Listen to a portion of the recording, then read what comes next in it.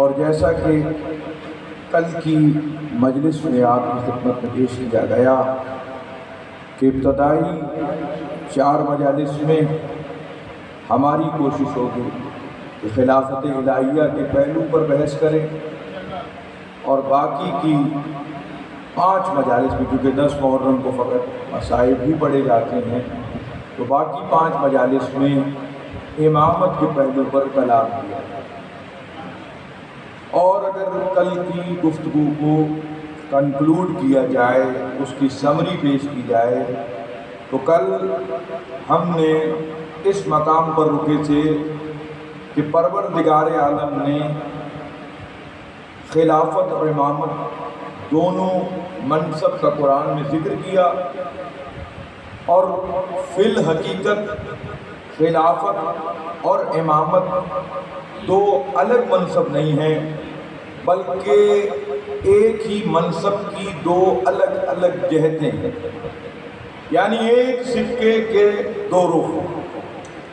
جن ہستیوں کو ہم خلفائے 12 پیغمبر کے 12 خلیفہ مانتے ہیں، انہی 12 ہستیوں کو ہم امام الناس مانتے ہیں، یعنی وہی امام ہیں اور وہی خلیفہ ہیں۔ جب نبی کریم سے نسبت ہو جائے گی تو نبی کریم کے خلیفہ کہتے ہیں، اور جب انسانوں سے اور مخلوقات سے نسبت ہو جائے گی تو آئمہ خلائق کہتے ہیں۔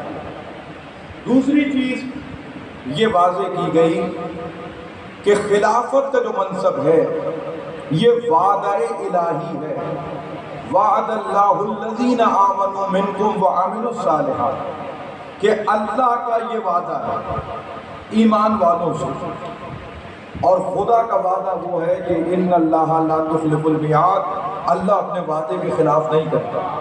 تو سورہ نور کی اس 55ویں آیت میں ذات واجب الوجود نے وعدہ کیا، وعد اللہ الذین آمنوا، اللہ نے وعدہ کیا ہے صاحبان ایمان منکم وعملوا الصالحات، کہ اللہ کا وعدہ ہے ان صاحبان ایمان سے جو عمل صالح کرتے ہیں۔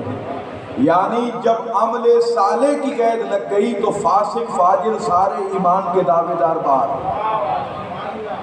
اس کا مطلب ہے کہ جو صالح بندے ہیں ان سے خدا کا یہ وعدہ ہے، کیونکہ خدا نے قید لگا دی، ایک صفت بیان کر دی، اور پھر ارشاد فرمایا لَيَسْتَخْلِفَنَّهُمْ فِي الْأَرْضِ، کہ جو ایمان لائے اور خدا کے صالح بندے ہیں اللہ انہیں زمین پر خلیفہ بنائے گا۔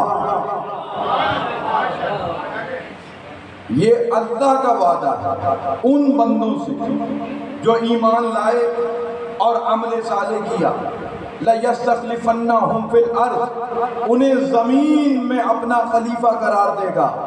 مالک تو کیسے خلیفہ قرار دے گا؟ كَمَا اسْتَخْلَفَ الَّذِينَ مِن قَبْلِهِمْ، جیسا ہم نے پہلے خلیفہ بنائے۔ تو قرآن مجید فرقان حمید میں عہدہ خلافت کو وعدہ الہی قرار دیا، اور پھر پروردگار عالم نے اس تذکرے میں یہ بھی ارشاد فرمایا کہ جیسے ہم نے پہلے خلیفہ بنائے ہیں ویسے ہی ہم بعد میں خلیفہ بنائیں گے۔ اب خدا خلیفہ بنا چکا ہے یا بنائے گا اس پر تو بحث بعد میں ہوگی، لیکن اتنی بات تو واضح ہے کہ خلیفہ اللہ بنائے گا اور اسی پیٹرن سے بنائے گا جو اس کا پرانا پیٹرن ہے۔ تو مالک تیرا پرانا پیٹرن کیا ہے کہ جب ہم نے پہلے انسان کو بنایا تو اس کے بنانے سے پہلے اس کی پوسٹ کا اعلان کیا۔ ابھی آدم نہیں بنے، ابھی آدم میں روح نہیں پھونکی گئی، لیکن ہم نے آدم کی پوسٹ کو پہلے ڈکلیئر کر دیا۔ وَإِذْ قَالَ رَبُّكَ لِلْمَلَائِكَةِ إِنِّي جَاعِلٌ فِي الْأَرْضِ خَلِيفَةً، کہ میں زمین پر خلیفہ بنانے والا ہوں۔ تو اب یہ خلافت الہیہ اتنا عظیم منصب تھا، خواہش نہ رکھنے والے خواہش کرتے، خواہش نہ رکھنے والے خواہش کر گئے، انہوں نے خواہش کی جو خواہش ہی نہیں کرتے۔ کیا پالنے والے ہمیں بنا دے، اور یقین کریں ہمارے علاقے کے انتخابات والا ہی کام کیا ہے فرشتوں نے۔ ہمارے پاس کیا ہے؟ ایک امیدوار الیکشن میں کھڑا ہوا، صاحب کھڑے ہو گئے، اب اپنے نومینیشن پیپر تو جمع کرا رہے ہیں، ساتھ میں دوسرے کے رد کروانے کی کوشش نہیں۔ یقین کیجیے یہی کام فرشتوں نے کیا۔ اپنی کوالیفیکیشن تو پیش کر دی، نحن نسبح بحمدک ونقدس لک، پالنے والے ہمیں خلیفہ بنا، ہم تیری تسبیح بھی کرتے ہیں، تیری تقدیس بھی کرتے ہیں، اپنی سی وی تو خوب اچھی بنا کر پیش کر دی، ساتھ میں آدم کے رد کرانے کے لیے کہا پالنے والے اسے نہ بنا، یہ زمین پر خون ریزی کرے گا۔ ابھی تو پہلا بشر بنا نہیں ہے، لیکن فرشتوں نے پہلے ہی خون ریزی کے تحت کہا کہ زمین پر فساد برپا کرے گا، خون پھیلائے گا، خون ریزی ہوگی، ہمیں بنا دیا جائے۔ تو ذات واجب الوجود نے یہ کوئی دلیل قرآن نے نہیں دی، فقط اتنا کہا انی اعلم ما لا تعلمون، جو میں جانتا ہوں وہ تم نہیں جانتے۔ خداوند عالم نے اسے منزل امتحان کے لیے چھوڑ دیا کہ جب اسما کے ذریعے علم کی منزل کا امتحان ہوگا تو حقیقت واضح ہو جائے گی۔ اسی فرشتوں کی بزم میں کوئی کافر بھی بیٹھا ہوگا، میں اسے کافر نہیں کہہ رہا، اللہ اسے کافر، یعنی ابلیس کا جب تعارف کرایا، جب اللہ نے کہا کہ اے فرشتوں فَإِذَا نَفَخْتُ فِيهِ مِن رُوحِي فَقَعُوا لَهُ سَاجِدِينَ، جب میں اس کی نوک پلک سوار کے اس میں اپنی روح پھونک دوں، پوری روح نہیں، من روحی، اپنی روح کا تھوڑا سا جزء، تو تم سارے کے سارے سجدے میں چلے جاؤ۔ تو سارے سجدے میں گئے، سارے گئے، ایک نہیں گیا الا ابلیس، سوائے ابلیس کے سب نے سجدہ کیا۔ اب سوال یہ ہے کہ ابلیس کو حکم تھا یا نہیں تھا؟ کہ صاحب ان کے ساتھ بیٹھا ہوا تھا، اعزازی سیٹ اس کے پاس تھی، ورنہ حقیقت میں تو بشر وہ ملائکہ سے تعلق نہیں رکھتا تھا۔ قرآن مجید نے اس کی جنس بتائی ہے، کانا من الجن، ابلیس جنوں میں سے تھا، تو جنوں میں سے تھا لیکن فرشتوں کی نوری محفل میں بیٹھا ہوا تھا، لیکن تھا خلیفت اللہ سے بغض رکھنے والا، تو پروردگار عالم نے جب اس کو نکالا ہے تو کہا کانا من الکافرین، یہ کافرین میں سے تھا۔ مالک جب یہ کافروں میں سے تھا تو تو نے نوری محفل میں بٹھایا کیوں؟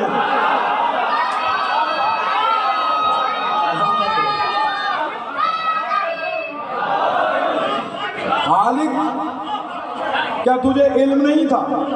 اگر کوئی ایسا سوچے تو اس کے سوچنا ہی کفر ہے۔ جب وہ کافر تھا، کانا من الکافرین، کافرین میں سے تھا، جب تھا ہی کافروں میں سے، تو اسے نوری بزم میں بیٹھنے کیوں دیا؟ کہ نوری بزم میں اس لیے بیٹھنے دیا کہ جب خلافت الہیہ کا اعلان ہوگا تو چہرے کا نقاب خود اتر جائے گا۔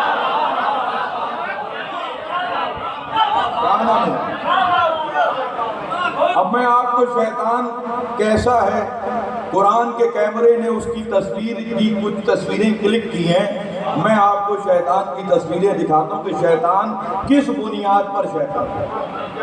بہت ہی توجہ ہے شیطان کے شیطان بننے کے سبب کیا؟ پہلا سبب یہ کہ جو خلیفت اللہ کا منکر ہو وہ شیطان ہے، یعنی اللہ نے کہا سجدہ کرو، اس نے سجدے سے انکار کر دیا، اور خدا کو آفر کرنا، یہ بندگی کا اصول بتایا۔ امیر المومنین امام المتقین نے نہج البلاغہ کا ایک بہت بڑا خطبہ ہے، خطبہ قاسیہ، خطبہ قاسیہ میں امیر المومنین امام المتقین نے شیطان کے بارے میں بیان کیا کہ یہ وہ ہے کہ جس نے 6000 سال کی ایک ایک نماز پڑھی، بہت بڑا عابد ہے، بہت بڑا عابد ہے، بہت بڑا عالم ہے، بہت بڑا عارف نہیں ہے، علم رکھتا ہے، عرفان نہیں رکھتا، عالم تھا، عارف ہوتا تو دھوکہ نہیں کھاتا۔ جیسے ہی آدم کے سجدے کا انکار کیا تو کہا کیا میں اسے سجدہ کروں جو بشر ہے؟ تو شیطان کی ایک تصویر کھینچی۔ شیطان اسے کہتے ہیں جو اللہ کی حجت کے کسی ظاہری پہلو کو دیکھتے۔ مجھے بتائیے جو سجدہ کرایا ہے بشر کو، اللہ نے جو بشر کو سجدہ کرایا وہ آدم کے بشر مٹی کے پیکر کو کرایا ہے یا اس روح کو کرایا ہے جس کی نسبت خدا تھا؟ جو ظاہر کو فقط دیکھ کر اللہ کے انبیاء اور حجتوں کو بشر بشر کہتا پھرے، سمجھو وہی شیطان کی پہلی، اور یہ پوری ذمہ داری سے جملہ ہے، کوئی حیران نہ ہو۔ میں دلیل آپ کی خدمت میں پیش کروں، اپنی پسند کے علماء سے شیعہ بھی سوال کریں اور اہل سنت بھائی بھی سوال کریں کہ قرآن کی ہمیں کوئی ایک آیت دکھاؤ جس میں اللہ کی مخلوق میں کسی مومن نے کبھی کسی نبی کو بشر کہا۔ تفکر کی دعوت ہے۔ آج ہی گوگل پہ جا کے بشر لکھنا کتنے مرتبہ قرآن میں آیا ہے، تو کسی ایک آیت میں کسی ایک مومن نے کسی ایک اللہ کے نبی کو کبھی اپنی زبان سے بشر نہیں کہا۔ جب بھی انبیاء کو بشر کہا ہے ہمیشہ کافروں نے کہا۔ بڑی ذمہ داری سے جملے آپ کو حضور، جب بھی انبیاء کو بشر کہا ہے قرآن میں مخلوقات میں، تو ہمیشہ کافروں نے بشر قرار دیا کہ ہم اس بشر کی کیسے پیروی کریں، یہ تو بازار میں ہماری طرح گھوم رہا ہے۔ تو جب بھی انبیاء کو مخلوقات میں لفظ استعمال کر رہا ہوں اور میں اپنے پڑھے ہوئے الفاظ کا دعویٰ کہ جب بھی قرآن مجید فرقان حمید میں اللہ کے کسی نبی کو کسی دور کی مخلوق نے بشر کہا تو وہ مخلوق مومن نہیں تھی، کافر تھی۔ اب آپ کہیں گے صاحب اللہ نے خود بشر کہا ہے، بھائی اللہ نے جو بشر کہا ہے اس میں بھی 5 ایسی علامتیں ہیں کہ جس سے وہ ہم جیسے بشر ہیں۔ اب کیونکہ یہ چیزیں میں نے کسی دور میں عظمت رسالت پر ایک اشرہ پڑھا تھا تو وہاں ان پر بحث کی تھی، لیکن تھوڑی سی بحث آپ کی خدمت میں پیش کرنا چاہتا ہوں۔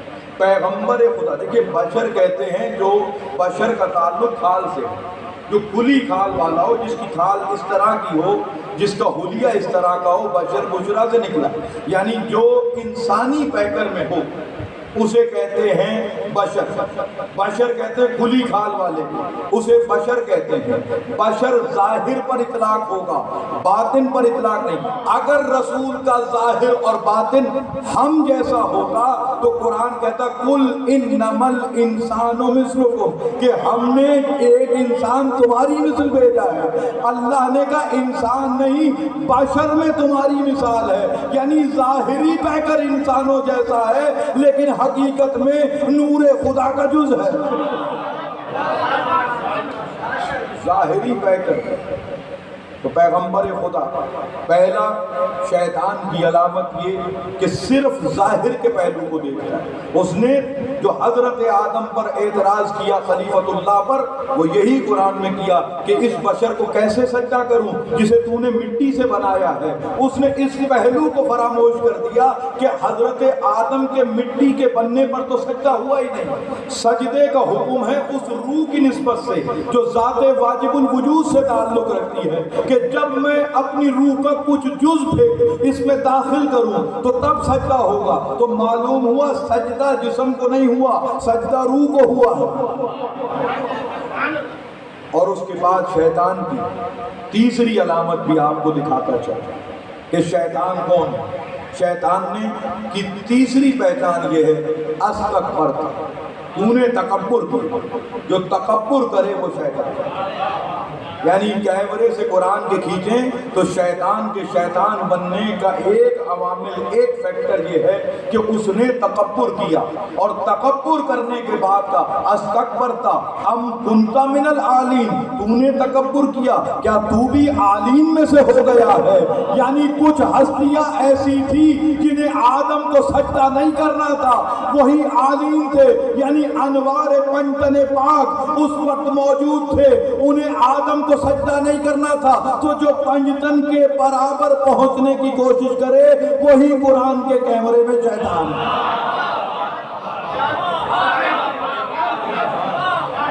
سبب تو آ گئے، پانچواں سبب بھی پڑھتے ہیں۔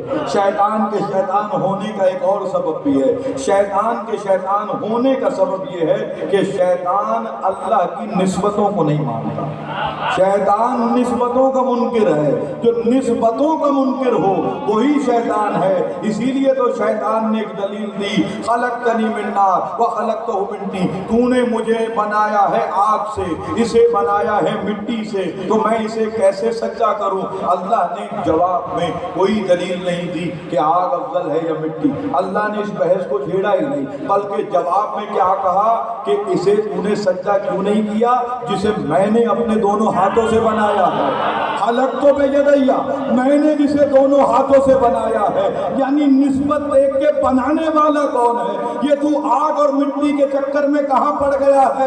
تو زمانے والوں، جب کبھی کوئی آل محمد کا غلام کسی گھوڑے کو چوم رہا ہو، اسے گھوڑا نہ سمجھنا، حسین کی شبیہ کی نسبت سے چوم رہا۔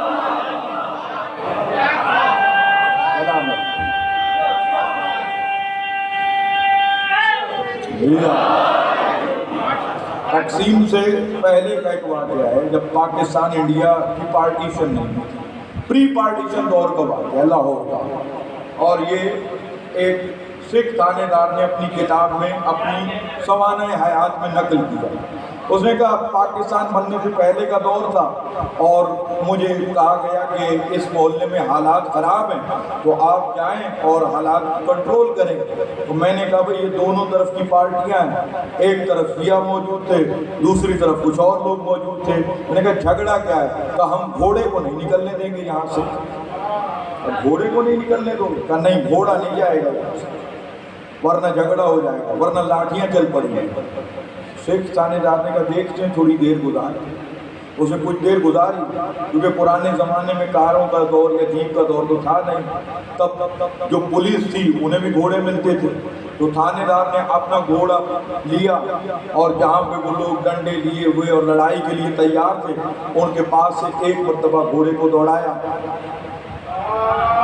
کسی نے کچھ نہیں ریئیکشن کیا، واپس پلٹا، دوبارہ ان کے سامنے سے گھوڑا لے کے گیا، کوئی ریئیکشن نہیں ہوا۔ تیسری مرتبہ پھر گھوڑا لے کے گیا، پھر بھی کوئی ریئیکشن نہیں ہوا۔ شیعوں گھوڑے کو لے آؤ۔ جیسے شیعہ گھوڑے کو لے کے آئے، ادھر ڈنڈے نکالے ہوئے آئے، تو سکھ تھانے دار نے کہا خبردار رک جاؤ، کوئی آگے نہ بڑھنا ورنہ تمہیں سیدھا کر دوں گا۔ اگر تمہاری گھوڑے سے دشمنی تھی تو 3 دفعہ میں نے اپنا گھوڑا گزارا، کسی کو تکلیف نہیں ہوئی، اب گھوڑے کی دشمنی بتا رہی ہے، تمہاری دشمنی گھوڑے سے نہیں، حسین سے۔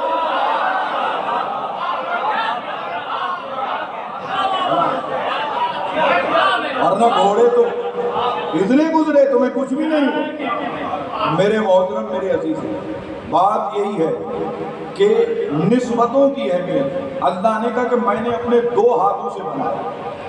وہ اللہ جو سورہ یاسین میں کہتا ہے کہ میں کائنات کو بناتا ہوں کن کے ذریعے، کن فیکن ہو جاتا ہے۔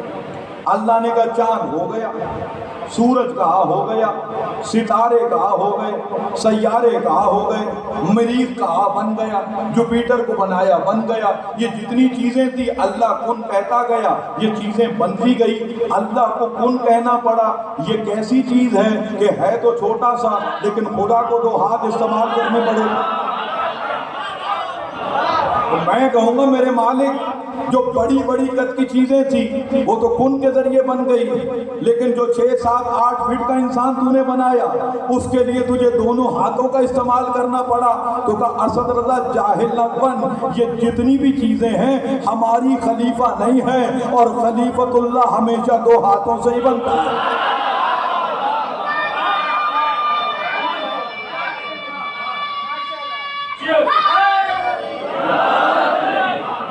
ہم نے 2 ہاتھوں سے، تو اللہ کے یہ 2 ہاتھ کیا ہے؟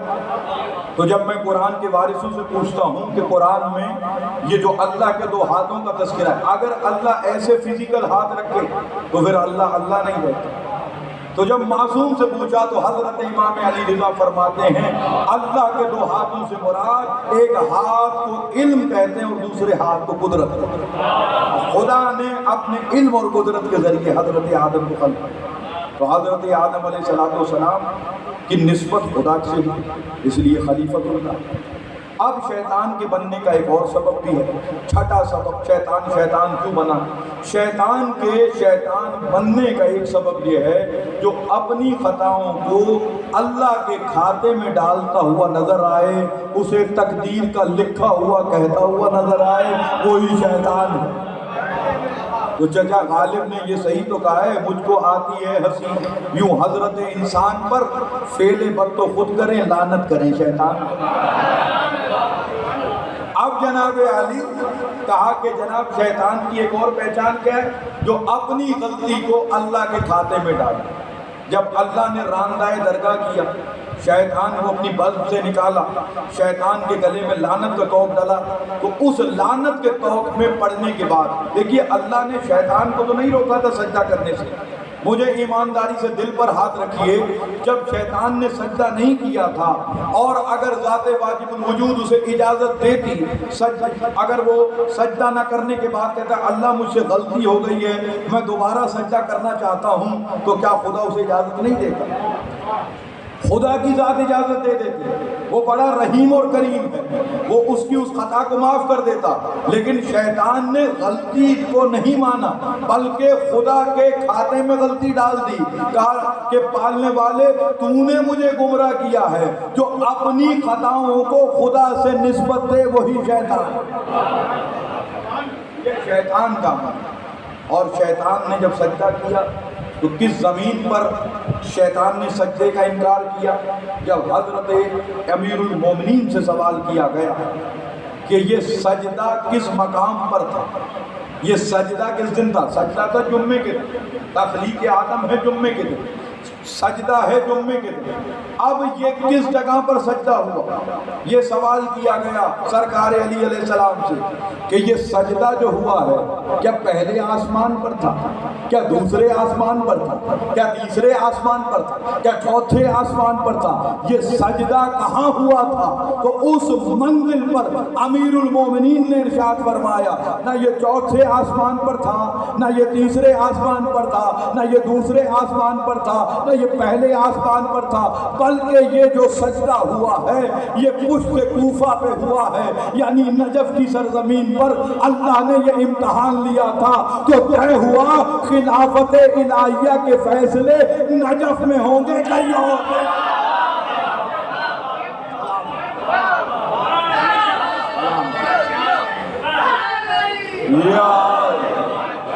خلیفۃ اللہ کا فیصلہ اس سرزمین پہ ہوگا، کہیں ادھر ادھر نہیں ہوگا۔ اور میرے دوستوں پہلی خلافت ہے حضرت آدم، اور اس خلافت کے بعد اللہ نے دوسری خلافت کا جو ذکر کیا وہ دوسری خلافت ہے حضرت ہارون۔ حضرت ہارون، یا ہارون اخلفنی فی قومی، اے ہارون تو اس قوم میں میرا خلیفہ۔ تو میں آپ سے سوال کرنا چاہتا ہوں، حضرت جناب ہارون کا تقرر کیا حضرت موسیٰ نے امت سے پوچھ کر کیا؟ کیا حضرت موسیٰ نے خود کیا یا حضرت موسیٰ کے بجائے خدا نے کیا؟ تو آئیے قرآن سے پوچھتے، قرآن مجید فرقان حمید کی آواز آئی جب حضرت موسیٰ کی دعا سورہ طٰہٰ میں موجود ہے، رب اشرح لی صدری، پالنے والے میرے سینے کو کھول دے، رب اشرح لی صدری ویسر لی امری، اس کام کو میرے لیے آسان کر دے، واحلل عقدۃ من لسانی یفقہوا قولی، میری زبان کی گروں کو کھول دے تاکہ یہ میری بات کو بہت اچھے طریقے سے سمجھ سکیں، واجعل لی وزیرا من اہلی ہارون اخی، پالنے والے میرے لیے ایک وزیر قرار دے جو میرا بھائی ہے، اس کا نام ہارون ہے، کیا کرے تاکہ وہ میری کمر کو مضبوط کرے۔ تو اب میں سوال کرتا ہوں، اے حضرت موسیٰ آپ نے کیا کام کیا؟ آپ نے کہا وزیر بناؤ، پوسٹ کا اعلان کر دیا۔ اے حضرت موسیٰ آپ نے کیا کام کیا؟ آپ نے کہا اس کا رشتہ میرے بھائی کا ہے۔ تیسرا کام آپ نے نام بھی بتا دیا، چوتھا کام اسے جو کام کرنا ہے وہ بھی بتا دیا، نام آپ نے بتا دیا، عہدہ آپ نے بتا دیا، سی وی میں اہلیت بھی لکھ دی کہ اہل ہے، نا اہل کی سفارش نہیں کر رہا، کیونکہ موسیٰ جانتا ہے اللہ رشتوں کو اہمیت نہیں دیتا۔ اگر اللہ رشتوں کی بنیاد پر قبول کرتا تو پھر نوح کا بیٹا فوراً کشتی میں آ جاتا۔ نوح نے تو سفارش کی تھی، لیکن اللہ نے کہا لیسا من اہلک، یہ نااہل ہے، یہ تیری اہل میں نہیں ہے، لہذا یہ کشتی میں سوار نہیں ہو سکتا۔ او بابا، نوح کا بیٹا اگر نااہل ہو تو پھر بچتا نہیں ہے۔ جب سگے رشتے نہیں بچاتے تو ادھار کے رشتے کہاں سے بچاتے؟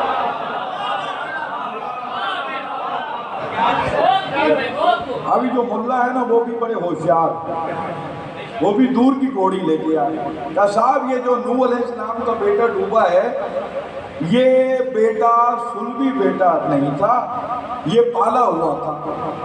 تو میں نے کہا جناب پالا ہوا بیٹا تھا اس لیے ڈوب گیا اور اس لیے بدبخت نکلا، قابیل تو پالا ہوا نہیں تھا،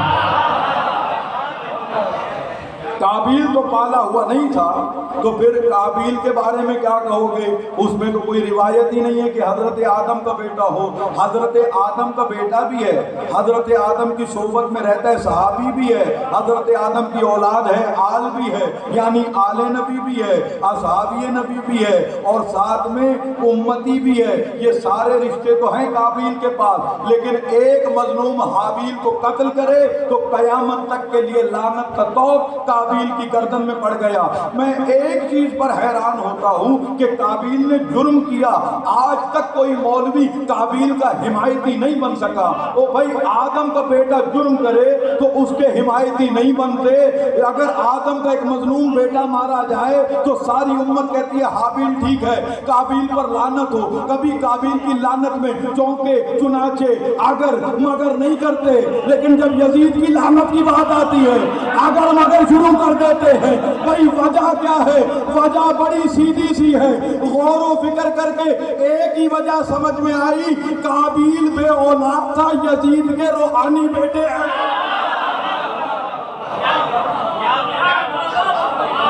یزید کے روحانی بیٹے ہیں۔ یزید کا جو اپنا بیٹا ہے وہ رحمت اللہ، جس نے ممبر پہ آ کے حق کو بیان کیا، اور جس نے اپنے باپ کے فعل سے برات کی، اور جس نے امام حسین کی مظلومیت کو قبول کیا، اور جس نے کہا کہ میں اس ممبر پر نہیں بیٹھتا۔ میں تو حیران ہوں کہ مسلمانوں کی سوچ کتنی پست ہے۔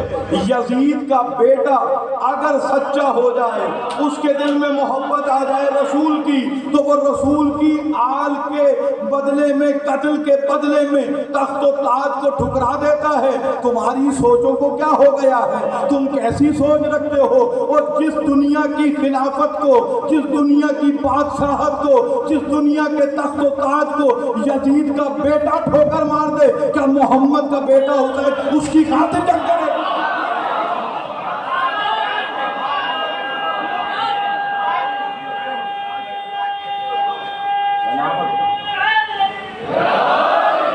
یزید کا بیٹا تو قبول نہیں کرتا، محمد مصطفیٰ کا پالا ہوا اس تخت و تاج کے لیے جنگ کرے گا۔ کتنے پس سوچتے ہو، کتنی تمہاری تھنکنگ نیرو ہے۔ میرے محترم، میرے عزیزم، حضرت موسیٰ نے سی وی پیش کی، اللہ کی بارگاہ میں کوالیفیکیشن پیش کی، اہل ہے نااہل کی سفارش نہیں کر رہا، نام بھی بتا دیا۔ حضرت موسیٰ نے کام بھی بتا دیا، دو کام بتائے، ایک تو میری کمر کو مضبوط کرے، اور وہ دوسرا اجر کہفی امری، اور اس کار نبوت میں میرا ساتھ دے، اس میں شریک کار نبوت ہو جائے۔ تو اب جناب عالی سارے کام تو حضرت موسیٰ نے کر لیے، تو پھر بنا بھی خود لیں تو آواز آئے گی، نبی کا کام اللہ سے دعا کرنا تو ہے، بنانا نہیں ہے۔ ہادی کا تقرر آدم کے دور میں بھی اللہ نے کیا ہے، اور قیامت کے تک اللہ ہی ہادی کا فیصلہ کرے گا۔ انسانوں کے اختیار میں نہیں ہے کہ وہ قوم کے ہادیوں کو چن سکے۔ اب سوال یہ ہے، حضرت جناب ہارون حضرت موسیٰ کے لیے وہ عظیم ترین شخصیت کہ حضرت موسیٰ نے دعا کی اور وہ کچھ عہدے رکھے، یعنی حضرت موسیٰ کے وارث، حضرت موسیٰ کے وزیر، حضرت موسیٰ کے خلیفہ قرآن کی روشنی میں، حضرت موسیٰ کے بھائی، حضرت موسیٰ کے کار نبوت میں شریک۔ اب یہ 5 کام ہیں، کیونکہ حضرت ہارون سے پڑھ کر اس وقت امت میں کوئی کیپیبل نہیں تھا، ورنہ کبھی موسیٰ اپنی طرف سے ریکمنڈیشن نہیں کرتے۔ اب مقام محمدیہ پر ایک آیت سنیں اور پھر مجھ سے حدیث سن کر آج کا نتیجہ لیتے ہیں۔ رسول اللہ کے بارے میں ذات واجب الوجود نے ارشاد فرمایا وَلَا سَوْفَ يُؤْتِكَ رَبُّكَ فَتَرْضَىٰ، میرے حبیب ان قریب ہم تجھے اتنا عطا کریں گے کہ تو راضی ہو جائے۔ آدم سے لے کر عیسیٰ تک سب اسی کوشش میں رہے کہ کسی طریقے سے اللہ راضی ہو جائے۔ اللہ اس کوشش میں ہے، اللہ کی یہ منشا ہے کہ مصطفیٰ راضی ہو جائے۔ اب مصطفیٰ کی منشا کیا ہے؟ اٹھاؤ بخاری، اٹھاؤ مسلم، اٹھاؤ سائے ستہ کی کتابیں، بڑی بڑی اہل سنت کی کتابیں، اہل تشیع کی کتابیں، جس میں اللہ کا رسول کہتا ہے اما ترضا، اے علی کیا تو راضی نہیں ہے؟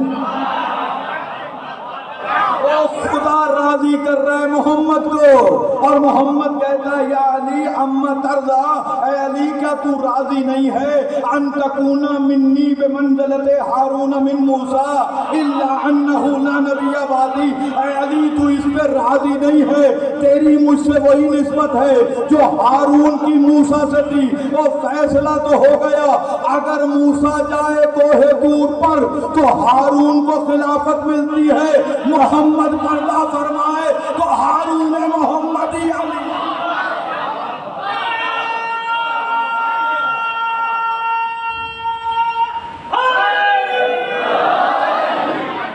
فیصلہ ہو، فیصلہ رسول کا۔ کیا چیزیں ہیں؟ پہلی چیز وزیر، امیر المومنین سے زیادہ رسول کا بوجھ کس نے اٹھایا؟ علی کے علاوہ کون وزیر؟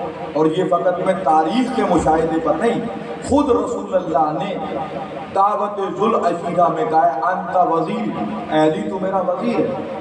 اس کے بعد پیغمبر خدا کا، پیغمبر خدا نے اپنی حیات میں ایک اشکال پیدا کرتے ہیں لوگوں کو تھوڑا پریشان کرنے کے لیے کہ صاحب یہ تو ایک خاص موقع تھا جنگ تبوک کا، اس موقع پر رسول اللہ نے یہ حدیث بیان کی۔ نہیں صاحب، 10 موقعوں پر دوسرے بھی بیان کیے، یعنی جب پیغمبر خدا نے اخوت بھائی بھائی بنایا تو اس منزل پر بھی یہ حدیث بیان کی۔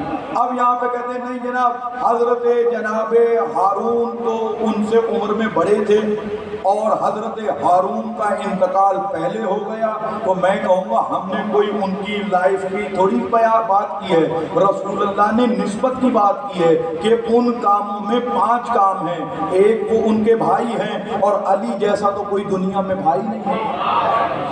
میں دلیل دے رہا ہوں، ہمارے بھائی ہیں، آپ کے بھائی ہیں، وہ سارے بھائی اچھے ہیں، لیکن وہ سارے بھائی دنیا کے ہیں، آخرت میں رشتے نہیں چلتے، یہ رشتے ٹوٹ جاتے ہیں۔ لیکن محمد نے علی کو ایسا بھائی بنایا، یا علی انت اخی فی الدنیا والآخرہ، اے علی اس دنیا میں بھی تو میرا بھائی ہے، آخرت میں بھی تو میرا بھائی ہے۔ تو علی جیسا تو کسی کو مضبوط بھائی بنایا ہی نہیں۔ دوسرا وزیر، علی کے علاوہ کوئی وزیر نہیں۔ تیسرا خلیفہ، پیغمبر خدا کی احادیث ہے، اور انشاءاللہ زندگی رہی تو اگلی مجالس میں آپ کو کتب کے حوالے کے ساتھ پیش کریں گے۔ صحیح السند احادیث میں مسند امام احمد بن حنبل میں پیغمبر امت کو خالی نہیں چھوڑ کے گئے، 2 خلیفے دے کے گئے۔ وہ کون سے ہیں وہ اگلی مجالس میں آپ کی خدمت میں انشاءاللہ پیش کریں گے۔ تو میرے دوستوں، میرے عزیزوں، میں آپ کی خدمت میں یہ جملہ ہدیہ کرنا چاہتا ہوں کہ حضرت ہارون نبی تھے، حضرت علی کو کیا نبی مانتے ہو؟ نہ بابا، حضرت علی کو نبی نہیں مانتے، تو پھر نبی نہیں ہے تو حضرت ہارون نے تو 5 کام کیے، حضرت علی کیسے کار نبوت میں شریک ہیں؟ تو بھائی رسول اللہ نے بھی تو استثناء قرار دے دیا کہ میرے بعد کوئی نبی نہیں ہے، یعنی جو نبی والا کام ہے وہ ایک رہ گیا، باقی وزیر اور خلیفہ والے کام چلتے رہے۔ یہ پیغمبر خدا کی نسبت ہے۔ اور میرے دوستوں، یہ خوش نصیب ہیں ہم لوگ جو فرش عزا پر بیٹھے ہیں۔ یہ عزتیں امام حسین کے ساتھ، یہ عزتیں امام حسین کے سب سے ملتی ہیں۔ دنیا کی عزت بڑی عارضی ہے، دنیا میں آپ کو عزت ملے گی 4 چیزوں کے ذریعے، یعنی دنیا کی عزت ملتی ہے دولت آ جائے تو دنیا میں وقتی عزت مل جائے، کوئی بڑی پوسٹ پر آپ پہنچ جائیں تو دنیا میں ایک وقتی عزت مل جائے، آپ کے پاس بہت زیادہ زمین اور جائیداد آ جائے تو دنیا میں آپ کو وقتی عزت مل جاتی ہے، آپ بہت حسین ہو، حسن آپ کے پاس ہو تو دنیا میں آپ کو عزت مل جاتی ہے۔ یہ عزت عارضی ہے۔ آؤ میں تمہیں دائمی عزت کے بارے میں سناتا ہوں۔ ایک مرتبہ سلوات کا ایک تحفہ ارشاد فرمائیے۔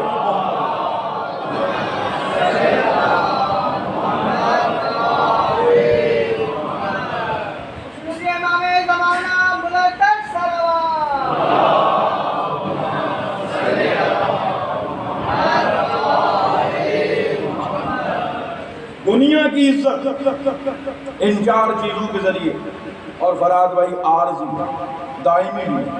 دولت ہے، ظاہراً عزت مل گئی، دولت چھن گئی۔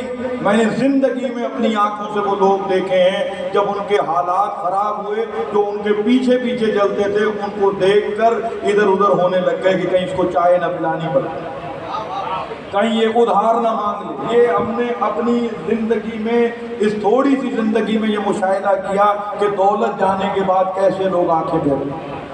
اسی طریقے سے زمین جائیداد ہوتی ہے، کبھی چلی گئی تو وہی لوگ مفلس بن گئے۔ حسن جب تک موجود ہے عزت ہے، حسن ختم عزت ختم، پوسٹ ہے تب تک عزت ہے۔ کئی میں نے ریٹائر لوگوں کو دیکھا ہے، زندگی میں لوگ سائیں سائیں سائیں کر رہے تھے، اب بیچارے بیٹھے ہوتے کرسی لگا کے گھر کے باہر کوئی سلام نہیں کرتا۔ اور آپ کسی بڑی پوسٹ پر ہوں، یقین کریں آپ سسپینڈ ہو جائیں، وہی جونیئر کلرک آپ کی کال ریسیو نہیں کرے گا۔ یہ سارے عہدوں کی ہے، ٹرانسفر ہو جائے، وہ جو لوگ آپ کے پیچھے قبلہ قبلہ قبلی کر رہے تھے بعد میں آپ کو کوئی پوچھے گا ہی نہیں، چڑھتے سورج کو سلام کرنے والے ہیں لوگ۔ یہ زمانے کی حقیقت ہے، یہ عارضی عزت ہے۔ دائمی عزت چاہتے ہو، ایسی عزت چاہتے ہو جو دونوں جہانوں میں چلے، تو زیارت عاشورہ میں تمہیں فارمولہ دیا، اللہم اجعلنی، اے اللہ قرار دے، عندک وجیہا للحسین فی الدنیا، اے اللہ قرار دے مجھے عزت دار حسین کے صدقے میں اس دنیا میں اور آخرت میں۔ یعنی جو حسین کے صدقے میں عزت ملتی ہے وہ عارضی نہیں ہوتی، وہ عزت دائمی ہوتی ہے۔ حسین کے صدقے میں اگر 3 شعبان کو فطرس کو عزت ملے تو آج جشن پورا نہیں ہوتا فطرس کے تذکرے کے بغیر، اور 10 محرم کو حر کو عزت ملے تو محرم کے مسائل پورے نہیں ہوتے۔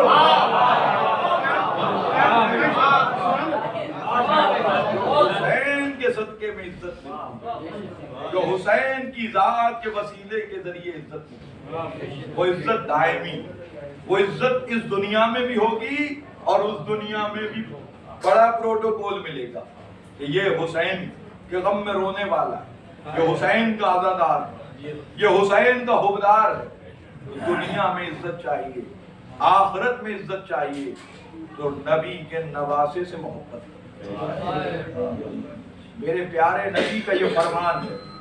ایک حدیث آدھی سنائی جاتی، عموماً اس کا ایک ٹکڑا سنا دیتا، حسین منی وانا من الحسین۔ یہ امام حاکم نے مستدرک میں لکھی ہے۔ امام حاکم نیشابوری وہ شخصیت ہے کہ جنہوں نے امام بخاری اور امام مسلم نے اس سے جو حدیثیں رہ گئی تھی ان کی کمی پوری کرنے کے لیے کتاب لکھی المستدرک علی الصحیحین، یعنی صحیحین کے معیار پر جو راوی پورے اترتے ہیں ان شرائط پر انہوں نے حدیث کو اکٹھا کیا۔ اس میں یہ حدیث موجود ہے، حسین منی وانا من الحسین۔ یہ اتنا حصہ نہیں ہے، یہ تو حسین کے لیے ہے، اگلا حصہ لوگ نہیں پڑھتے، وہ حسینیوں کے لیے ہے۔ یہ پہلا جز حسین کے لیے ہے، یہ جز خبر ہے اور دوسرا جز دعا ہے۔ احب اللہ من احب حسینہ، میرے رسول کی دعا ہے حسینیوں کے لیے، احب اللہ من احب، اے اللہ تو اس سے محبت کرنا جو میرے حسین سے محبت کرنا۔ اللہ کے محبوب بننا چاہتے ہیں، اللہ تم سے پیار کرے، حسین سے محبت کرے، حسین کی محبت تمہیں دین اور دنیا میں سرفراز ہے۔ اور آج 2 محرم حسین کا قافلہ، سلطان کربلا کا قافلہ جب مکے سے چلا تو ایک منزل پر پانی بھرنے لگے۔ جب پانی بھرنے لگے تو کہا عباس پانی زیادہ بھرنا، کہا آقا منزل قریب ہے، زیادہ پانی کیوں بھرے؟ کہا حسین کہتے ہیں میں جانتا ہوں عباس پانی کی ہمیں جلد ضرورت پڑے۔ عزادارو قافلہ آگے بڑھا، اتنے میں حسین کے ایک ساتھی نے کہا آقا کچھ کھجور کے درخت سے نظر آ رہے۔ امام نے کہا یہ کھجور کے درخت نہیں ہیں، یہ نیزے کی انیاں ہیں، یہ پرچم ہے، ایک لشکر آنے والا ہے۔ اب جو قریب پہنچے تو ہر کا لشکر آیا، 1000 لوگوں کو لے کر ہر آیا، اور ہر جب لے کے آیا لشکر کو تو پانی سے، پیاس سے ہر کے سپاہی ایسے تڑپ رہے تھے، ایسے ادم ہوئے ہو چکے تھے، حسین کچھ نہ کرتے، پیاسا چھوڑ دیتے، لشکر مر جاتا۔ پانی تھا نہیں، پیاس سے تڑپ رہے تھے۔ امام حسین نے کہا عباس انہیں پانی پلاؤ۔ سرکار ابو الفضل عباس نے پانی پلایا، حسین کے ساتھیوں نے پانی پلانا شروع کیا، اور جب پانی پلا رہے تھے یزید کی فوج کا ایک سپاہی وہ کہتا ہے کہ جب مجھے پانی کے لیے مشکیزہ دیا تو میں نے سارا مشکیزہ میرے ہاتھ سے گر گیا، پیاس کی شدت سے مجھے سمجھ میں نہیں آ رہا کہ ایک کرسی پر شخصیت موجود تھی، وہ کھڑی ہوئی، اس نے اپنے ہاتھوں سے پانی پلایا۔ جب میں نے پانی پیا کچھ حواس بحال ہوئے، میں نے کہا یہ کون ہے؟ اپنے سپاہی سے ایک اور سے پوچھا، کہا یہ رسول کا نواسہ حسین ابن علی، یہ حسین ابن علی۔ عزادارو امام نے جب پانی لشکر کو پلایا اس کے بعد کا عباس گھوڑے اور اونٹ کی عادت ہے، یہ 3 مرتبہ جب تک منہ نہ اٹھائے ان کے آگے سے برتن نہ ہٹانا، جب 3 مرتبہ پینے کے بعد منہ اوپر کر لیں پھر برتن ہٹانا۔ میں کہوں گا فرزند زہرا تجھے تو جانوروں کی پیاس کا خیال ہے، لیکن جب تیرا 6 مہینہ کا علی اصغر پیاسا تھا اور سکینہ العطش العطش کہہ رہی تھی، کسی کو رحم نہ آیا کہ ایک پانی کا قطرہ پلا۔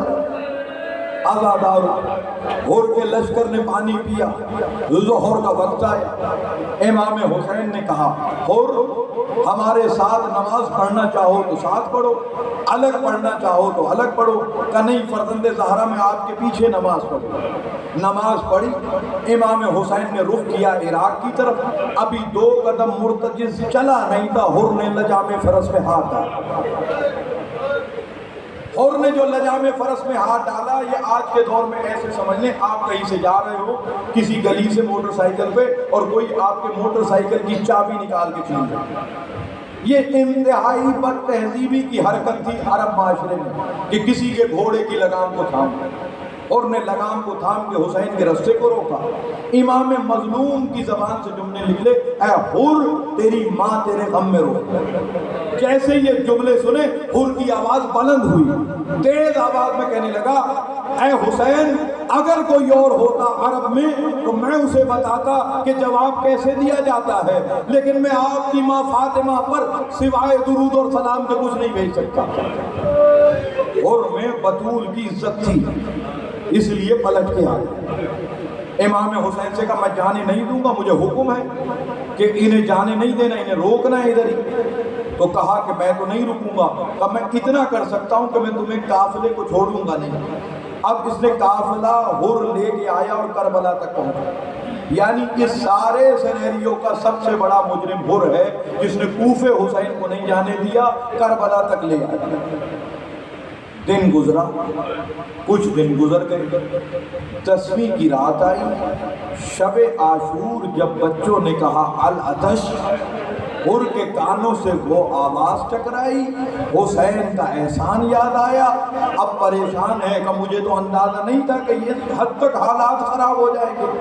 اگلے دن 10 محرم کا دن آیا، نعرہ جنگ بجا، تو کہا کیا واقعاً جنگ ہوگی؟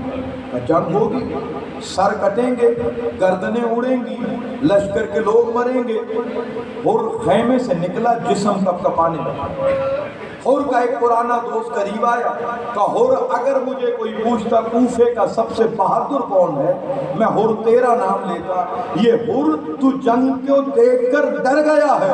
کہ میں جنگ کو دیکھ کر نہیں ڈرا، میرے سامنے ایک طرف جنت ہے، ایک طرف جہنم ہے، مجھے فیصلہ کرنا ہے کہ جہنم میں رہ کے جی جاؤں یا جنت میں جا کے مر جاؤں۔ میں جنت کی طرف جانا چاہتا ہوں۔ اور حر نے فیصلہ کیا، ایک پل کا فیصلہ بھی نایاب فیصلہ تھا، لپٹا ہوا ہے اب بھی عظمت کے پیرہن میں۔ عجیب فیصلہ حر نے کیا، ایک مرتبہ گھوڑے کو ایڑ لگائی، حسین کے لشکر کی طرف آگے بڑھنے لگا۔ جیسے ہی بڑھا، بیٹے نے پکارا بابا کہاں جا رہے ہو؟ کہ جنت کی طرف جا رہا ہوں۔ کہ اکیلے جاؤ گے؟ اپنے فرزند کو نہ لے کے جاؤ گے؟ کہ میرے لال تو بھی آ جا۔ غلام نے کہا ساری زندگی غلامی کی، اب جنت کی طرف جا رہے ہو، مجھے بھی لے کے چلو۔ ایک بھائی حر کا تھا، یہ 4 افراد چلے، حر کا بھائی، حر کا بیٹا، حر کا غلام۔ اب یہ جو چاروں چلے، امام حسین نے انہیں آتے ہوئے دیکھا، کہا عباس میرے مہمان آ رہے ہیں، عباس اور علی اکبر جاؤ میرے مہمان حر کا استقبال کرو۔ حر قریب پہنچا، حر نے کہا بیٹے میرے ہاتھوں کو باندھ دے، میں مجرم ہوں، ان ہاتھوں سے حسین کے گھوڑے کی لجام فرس کو تھاما تھا، میں نے حسین کو غضب کی آنکھوں سے دیکھا تھا، میری آنکھوں پہ پٹی باندھ دے۔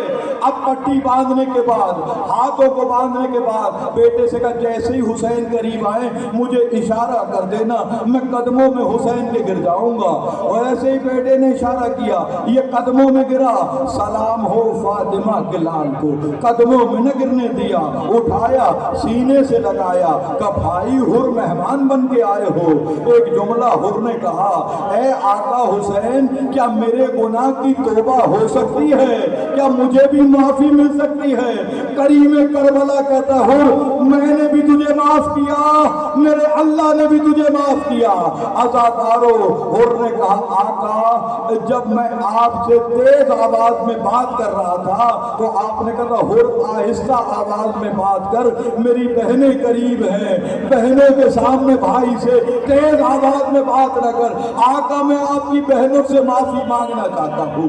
خیمے کے پاس پہنچے ہیں، ایک مرتبہ خیمے کے پاس پہنچ کے کہتے ہیں اے صحن عظمت کی ملکاؤں، اے آل محمد، اے رسول اللہ کی نوازیوں، اے علی اور فاطمہ کی بیٹیوں، وہ مجرم آ گیا ہے جس نے آپ کے بھائی کے گھوڑے کی لجام فرس کو تھاما تھا، معافی مانگنے کے لیے آیا ہے۔ جیسے یہ جملے کہے در خیمہ سے اماں فضا آئی ہے اور کہا حر علی کی بیٹی نے تجھے سلام کہا ہے۔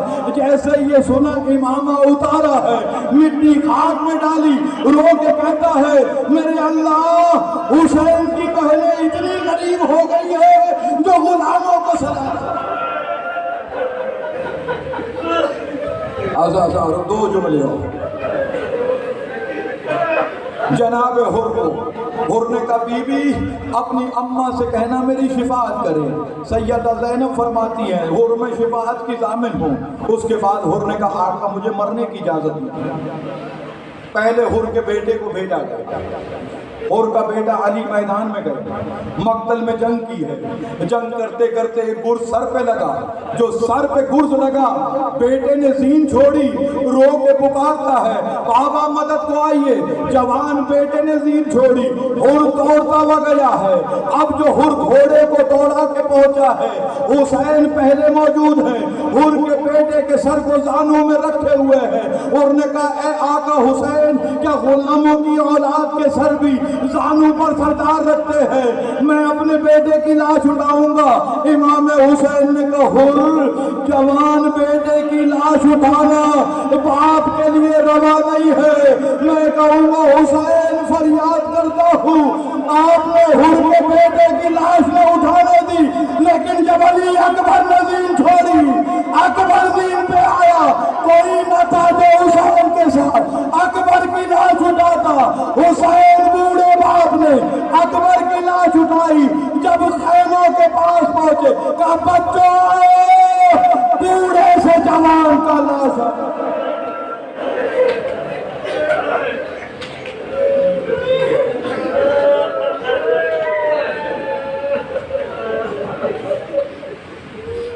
علی لعنت اللہ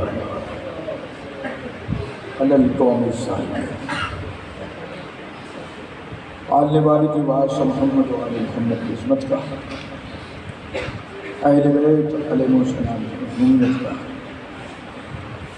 ان عزاداروں کا شریک غم ہونا، رسول کریم کو ان کے اجڑے ہوئے گھر کی تعزیت پیش کرنا، عرصہ پیش کرنا، اجر رسالت کی ادائیگی کرنا، ہماری ان صداؤں اور آنسوؤں کو بروز محشر امام حسین کے مقدمے میں میرے اللہ بطور گواہی شمار کرنا.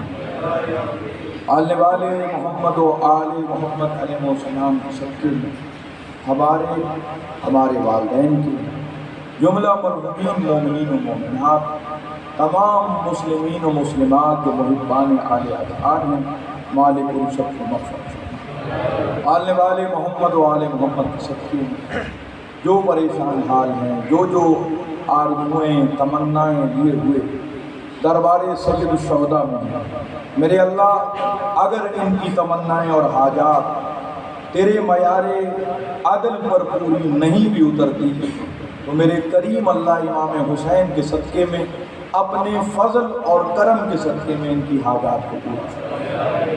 آلنے والے محمد و آل محمد کے صدقے میں، اہل بیت علیہ السلام کے صدقے میں ہمیں شریعت محمدیہ پر عمل کرنے کی توفیق عنایت فرما، سیرت محمد و آل محمد علیہ السلام پر عمل کرنے کی توفیق عنایت فرما، محرمات سے بچنے کی توفیق عنایت فرما، واجبات کو ادا کرنے کی توفیق عنایت فرما.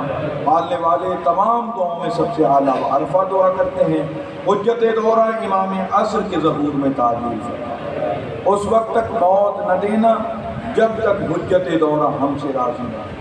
ربنا تقبل منا انک انت السمیع العلیم برحمتک یا ارحم الراحمین. اللہم صلی علی محمد و آلہ